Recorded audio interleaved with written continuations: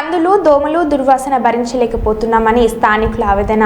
నేల విడిచి సాము చేస్తున్న చందంగా నగరపాలక సంస్థ అధికారులు పీసీఎస్ఎస్ ఇళ్ల ముందు మురికి నీరు నిలిచి చెత్త చెదారం పేరుకుపోయి పందులకు కుక్కలకు దోమలకు నిలయంగా మారి భరించలేని దుర్వాసనతో ఇండ్లలోనే ఉండే పరిస్థితి ఏర్పడిందని ప్రేమ్నగర్ కాలనీ ప్రతినిధులు retired circle inspector K Nageswararao, MEO T Sabarayya, RGP manager K Krishnamurthy, పట్టణ పౌర సంక్షేమ సంఘం నాయకులు ఇరిగినేని పుల్లారెడ్డి ఆవేదన వ్యక్తం చేశారు. బుధవారం ఉదయం పీపీఎస్ఎస్ ప్రతినిధి బృందం స్థానికులతో కలిసి కాలనీలో పర్యటించి సందర్భంగా వారు మాట్లాడారు.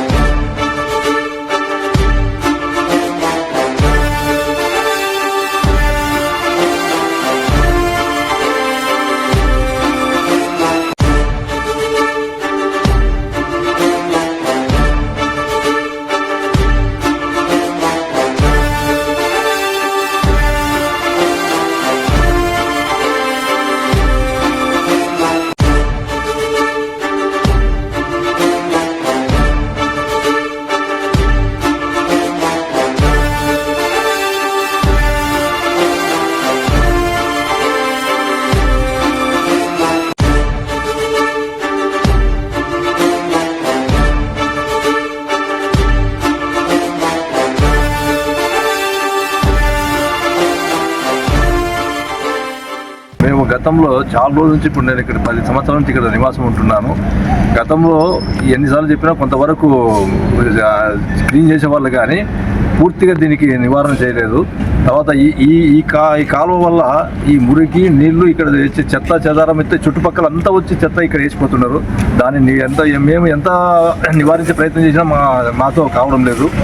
కర్నూలు నగరపాలక సంస్థ పరిధిలో నేల విడిచి సాము చేసినట్లుగా అధికారులు వ్యవహరిస్తూ ఉన్నారు. పాలక వర్గానికి పట్టదు, ప్రభుత్వానికి పట్టదు. పన్నులేమో ఏడాదికోసారి పెంచుతూ ఉన్నారు. కానీ పన్నులు చెల్లించే ప్రజలకు కనీస సౌకర్యాలు ఏర్పాటు చేయాలనే స్పృహ కూడా లేకుండా అయిపోయింది. ఉన్న రోడ్ల పక్కన రోడ్లు వేస్తున్నారు, కోట్ల రూపాయలు ఖర్చు పెట్టి. కాలువలు పలగొట్టి మళ్ళీ కాలువలు కడతా ఉన్నారు. రోడ్లు పడగొట్టి మళ్ళీ రోడ్లు ఈరోజు బంగారుపేటలో ఏం పనిందండి? మంచిగా ఉండే రోడ్డును తవ్వేస్తున్నారు, డివైడర్ను తవ్వేస్తున్నారు. ఈ రకంగా ప్రజాధనాన్ని వృధా చేస్తున్నారని చెప్పి ప్రభుత్వం స్పందించాలని చెప్పి పట్టణ పౌర సంక్షేమ సంఘంగా మేము కోరుతా ఉన్నాం. అలాగే ఇక్కడ ప్రేమనగరు వెంకటరమణ కాలనీలో అసలుకు ఇది పందులకు నిలయంగా మారింది. ఇక్కడ పక్కనే స్టేట్ బ్యాంక్ ఆఫ్ ఇండియా పెద్ద ఆఫీస్ ఉంది, మాజీ పార్లమెంటు సభ్యుడు ఉన్నాడు, పెద్ద పెద్ద ఆఫీసర్లు ఉన్నారు. ఇలాంటి ప్రాంతాల్లోనే ఇది ఒక డంప్ యార్డు లాగా. దాంతో పాటు ఈ కుక్కలకు మన పందులకు నీలమైపోయినాయి. దీనివల్ల అందరూ చెప్పినట్టే దుర్వాసన ప్లస్ విపరీతమైన దోమలు కారకం అవుతున్నాయి. అదేగాక ఇక్కడ ఎవరు ఎక్కడ చెత్త ఉన్నా కూడా తెచ్చి ఇక్కడ వేయడం జరుగుతుంది. ఈ అక్యుములేటెడ్ చెత్త అంతా కూడా ఒక పెద్దదా విహారంలాగా ఉంది. గతంలో ఎన్నో మాటలు మనం తెలియజేయడం జరిగింది. వాళ్ళు కూడా చూస్తున్నారు. పక్కనే state bank of India RDO office కూడా ఉంది. వాళ్ళు కూడా ఏం చర్య తీసుకోలేకపోతున్నారు.